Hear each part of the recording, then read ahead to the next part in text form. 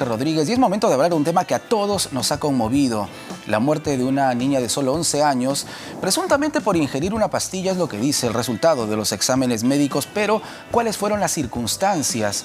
¿Cuánto de bullying, de violencia? ¿Cuánto tienen que ver las redes sociales y la falta de acompañamiento muchas veces de padres de familia y de educadores en esta problemática de violencia que se vive también en los colegios? Lo vamos a conversar con Paul Neira, especialista en temas educativos, educador también. Paul, bienvenido. Jorge, muchas gracias por la invitación. ¿Las redes sociales son culpables de lo que está ocurriendo en los colegios, en este caso y otros en los que se observa un brote de violencia realmente impresionante? Lo que pasa es que, a ver, Jorge, tu pregunta es muy buena porque permite poner las cosas en su lugar. La tecnología no tiene sentido. Quienes le dan el sentido son las personas. La tecnología en sí misma no tiene la capacidad de hacer el bien o el mal. Somos las personas, con nuestras decisiones y con la capacidad formada para poder hacer uso positivo, negativo o neutro de la tecnología.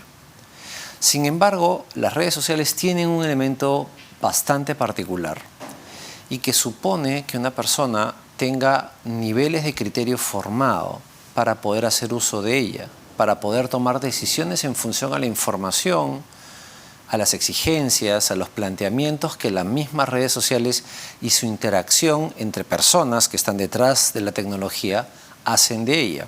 Claro. Por eso es que, por ejemplo, TikTok define una edad mínima para poder ser usada: 13 años.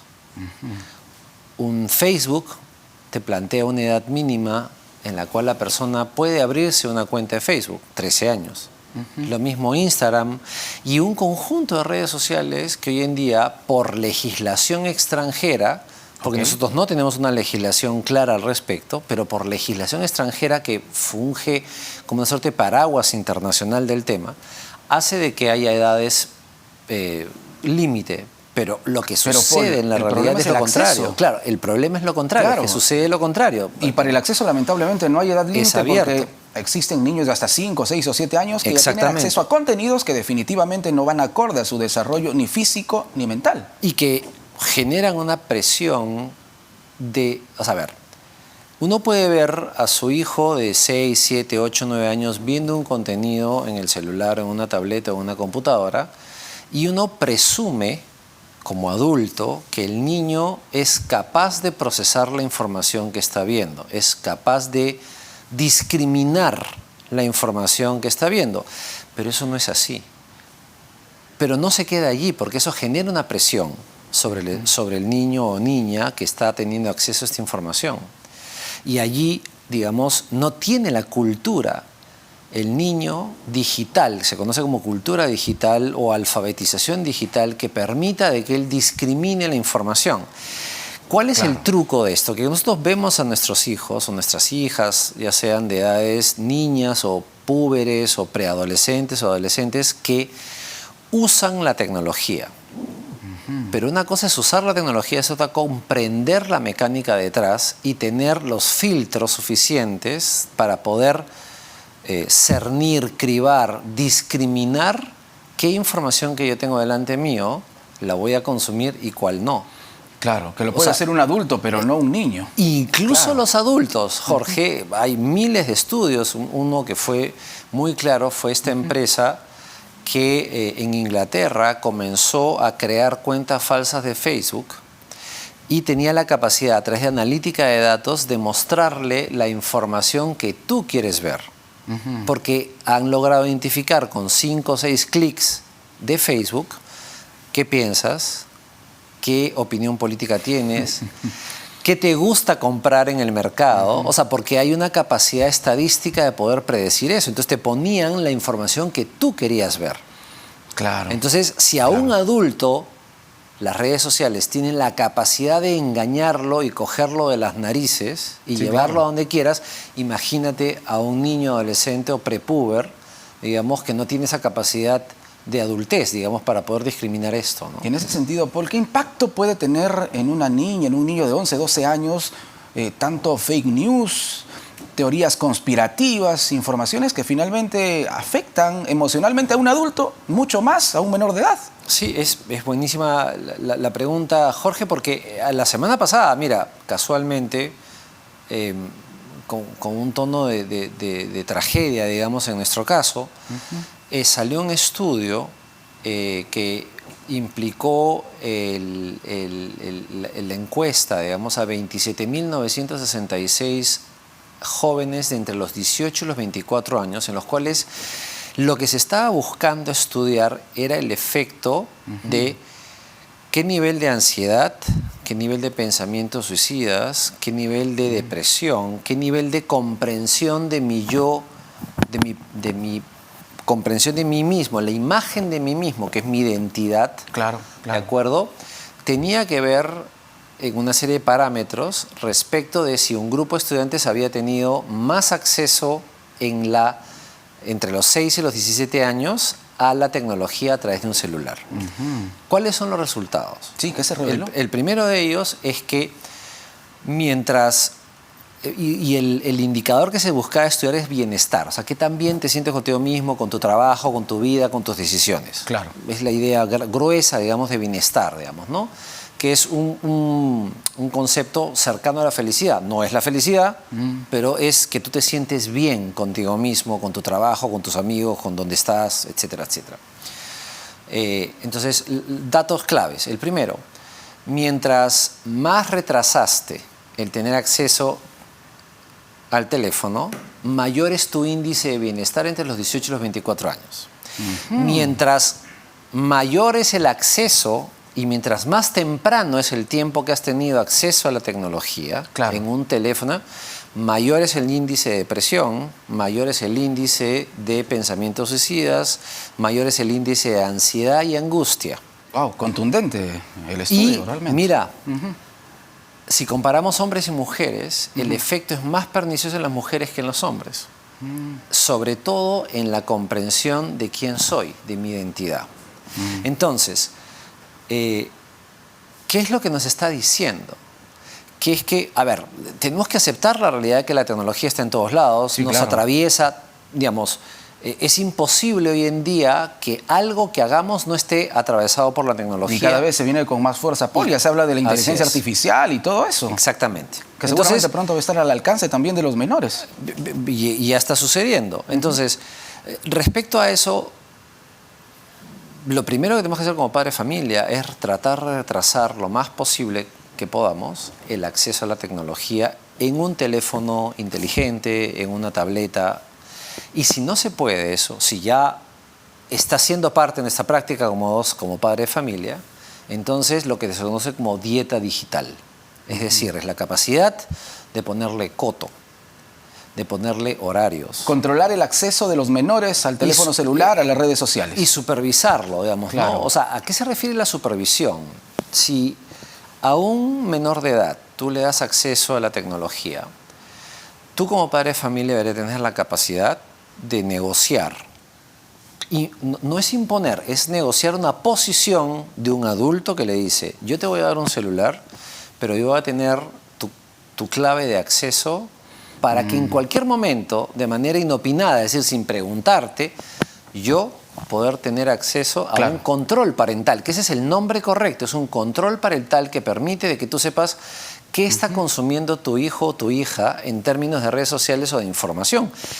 Todo lo que uno hace o deja de hacer en Internet deja huella. Claro, hay un registro, definitivamente. Exactamente. Eso en la casa, por parte de padres de familia. Y en el colegio, Paul, los educadores, hay una responsabilidad también de los educadores en todo este esquema. ¿Qué se puede hacer para acabar con esto que genera violencia también en los colegios y casos de bullying, de ciberbullying, que ya no tiene límite con el bullying físico tampoco? Sí, a ver, digamos, yo creo que este es un trabajo compartido. Tiene que haber un enorme puente muy sólido de comunicación entre el colegio y la familia, entre la familia y el colegio. Ese es primero, porque Ha habido, digamos, en este proceso traumático, digamos, de la pérdida de una peruana de 11 años, digamos, Sí. producto de este proceso, Así es. opiniones de defensa, a veces cerrada, por ejemplo, no, los docentes no tienen responsabilidades, es un tema del padre de familia, porque no lo he educado, etcétera. No, este es un tema compartido. Por supuesto, por Pero supuesto. también hay que reconocer de que nosotros no hemos logrado como comunidad educativa desplegar un conjunto de acciones que tienen que tener nortes muy claros. La educación mediática, la alfabetización digital, todo el tema de la seguridad digital, que tienen que ser líneas claras de desarrollo dentro de los colegios. Si bien el Ministerio de Educación hoy en día puede decir que en el Currículo Nacional de Educación Básica, o sea, el documento que ordena todos los aprendizajes que tiene que hacer en el sistema educativo peruano, está planteado como una línea de desarrollo, eso no significa realmente que suceda. Y el gran límite, la gran limitación es que los mismos docentes no tienen una formación adecuada a este nivel. Y en ese sentido, ¿la educación peruana en este momento, Paul, tiene o no tiene un norte? A ver, tenemos un proyecto educativo nacional 2036 que tiene que ser, que es la gran línea de desarrollo, es la política de las políticas, en un sentido. O debería serlo en todo caso. O debería serlo en todo caso. Claro. Es un documento además que tiene una capacidad de exigencia sobre toma de decisiones de las distintas administraciones que están al frente del Ministerio de Educación.